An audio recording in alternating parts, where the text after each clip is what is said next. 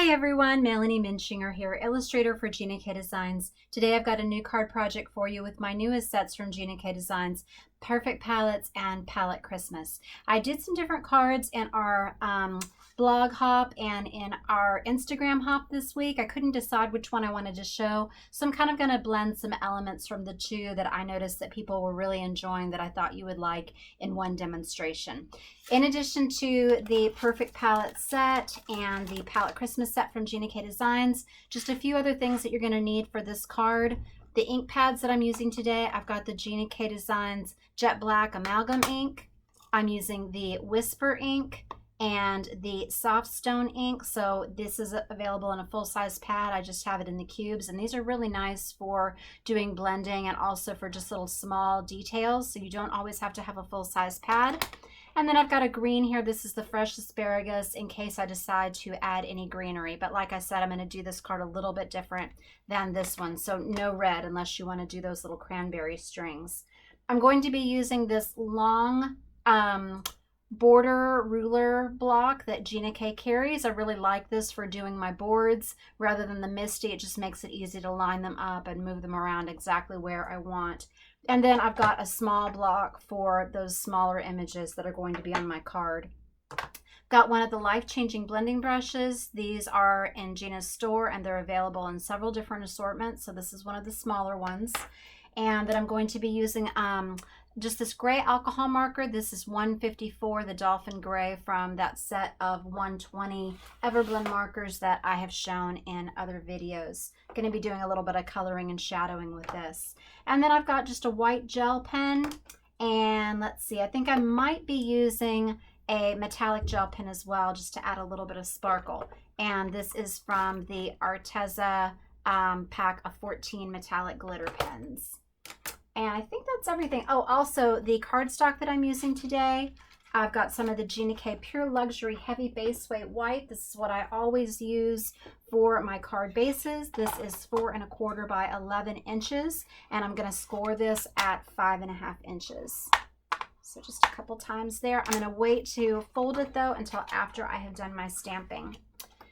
So I'm going to make this layout here where I want to create a palette sign as well as a mantle, and then I'm going to put on those Pallet Christmas accessories. So I'm going to use this smaller line art board, and I'm going to do the sign at the top first and then the mantle below it, and that's just what I think is easier for me. I'm also going to turn the card sideways because I find it awkward trying to stamp this way. It's always easier for me to hold it this way. So I'm going to ink this up with my black, my jet black, or excuse me, black onyx. Jet black. I think she changed the name. So we've got jet black and then we've got the new obsidian. So the obsidian is even darker. So I'm going to go just a little bit below, so it's kind of like you're going to be creating an imaginary border around the edge of that since you don't have any mats. So I'm going to put this right about here, centered in the middle. I just remembered one thing that I forgot to say. I'm also going to be using one of those stencils because so many people liked how I did the claw cans with that. So that is the Snowflake Mandala stencil, and I'll show that in a second. All right, so I'm going to re-ink this up, and I'm going to turn it so that we've got this knot going the other way on either side, and it's just going to make that pattern not look static like it's different boards. So pardon my head if I get in the way. I'm just going to get that lined up there and pick it up. And then I'm going to have this turned the same way so that the knot alternates. So I'm not flipping it this time. I'm just going to the other side.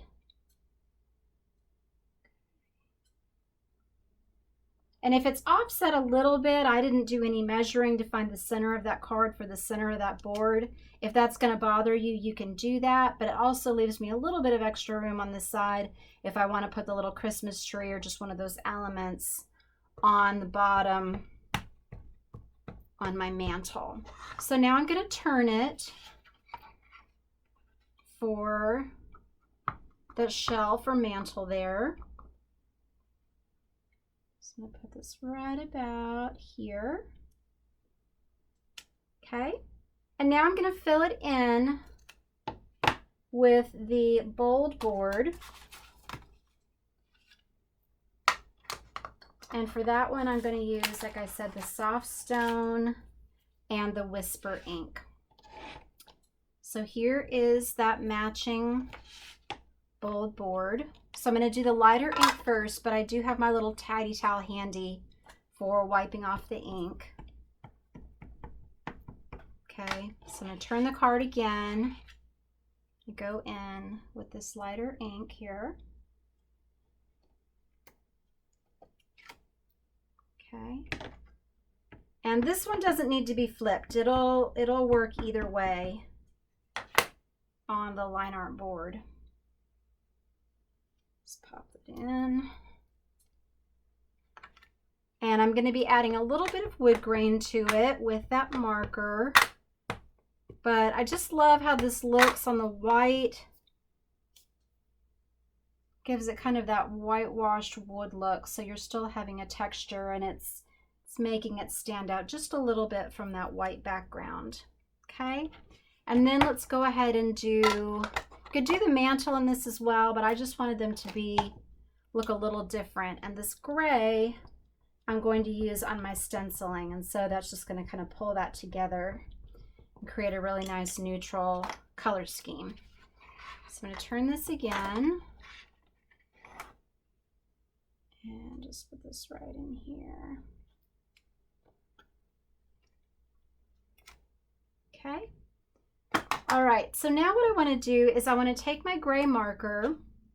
I'm going to use the fine tip side, and I'm just going to go in and I'm just going to do just some light streaks, just applying almost no pressure and going very quickly. And this is just going to create very fine lines.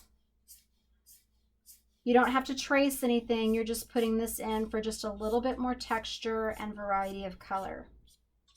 Okay. And then I'm going to do the same on this board.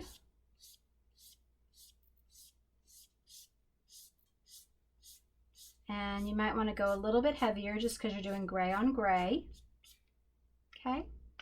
Now what I want to do is I'm going to do those clock hands. So I'm going to find the middle of that middle board. So here are the two clock hands. You've got the minute hand and the hour hand. And there's lots of different ways that you could configure these hands. It doesn't have to be a specific time, but I was thinking it'd be really fun if you were ever doing maybe an invitation for a party or an open house and you decided to put that time on the front.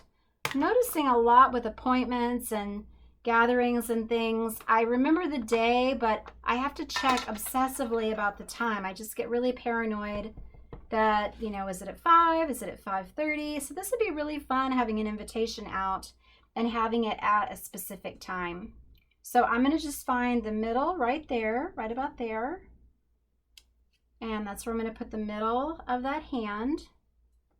And then I'm going to stamp this other hand. I think I'll put this, let's do it just right about here. Okay, so just going towards the middle of that clock hand. All right, now what I want to do is I want to take that Snowflake Mandala stencil and I want to put this just right over the center of that clock hand, and this is going to just really create a focal point there and an imaginary circle around that clock where the numbers would be. So I'm going to take my little life-changing brush and I'm just going to rub this onto that cube and then just go in lightly. And if you want to have some scratch paper to see how much this is coming out, how dark it is. And you just want to keep it inside those boards. So just don't go past that line border. You can see it through the clear stencil. So stencils are such a great value. It just gives you so many different looks and such a easy way to blend color and add color to your designs. Okay, so I'm going to lift this off and see if that's how I want it. Oh, that is so pretty. I just love that look. Okay, so if you want to go darker, you can go darker. Now what I want to do is, on this card I had added the little balls or berries, that little string. So on this one I want to do the popcorn, just to show you something different.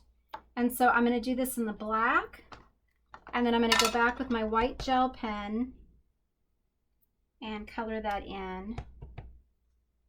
And then, so I'm going to start with the middle one, and then you can line it up, whoop, so that it's hitting that popcorn there. Okay.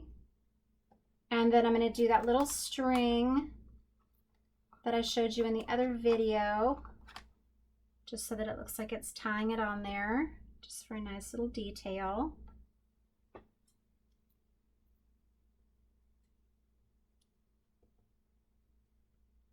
Okay. And then I'm going to take my white pen, and I'm just going to go in and I'm just going to squiggle on some color into that popcorn. Just decided this would be a real nice neutral card. So what you could do, so on this first one, I chose to put a greeting in the center instead of that clock face. You could put something down here or something up here, like you see on a lot of palettes, or you could do these same greenery borders around it. I think I just really want to focus on that stencil though. I really like how that looks. And then I'm going to take this gray and I'm going to go underneath. And this is going to just accentuate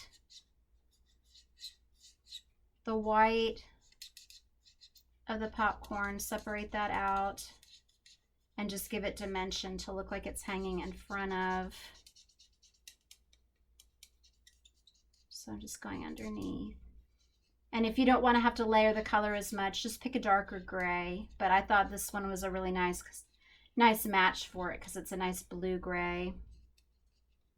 Okay, let's go ahead and put on just some little trees or some greenery on the edges. So I think I'm going to do, let's see, let's do this.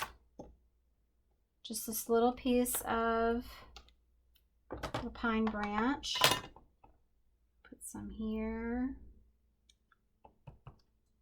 And let's see, it's going both ways. So I think I'll just do it all the way across. And then I'll take the other one. So we've got a left one and kind of a right one. It kind of goes up in a mound on one side. So back and forth. Yeah, like that. Just like that. Okay, kind of coming off the edge there. And then I'm going to take this little red pen. And I'm just going to put in just a few little berries. Just to give it a little more color. If you want, you could put some in here in the string, like you added some berries to that. So I think that's the most fun part of card making. I really like the building, but then just kind of going back and just adding just some special details to it. And I'm going to tilt this in the light in a second. Hopefully you can see the shimmer of the berries. They're tiny, so you might not be able to, but I think that adds a lot. So just a little bit of sparkle and shimmer when you tilt it makes it more festive. And I have several words that you could use here. So for instance, you could do that believe there at the bottom, the Christmas. But I want to show you a set that's available for a limited time that's free with any $75 purchase.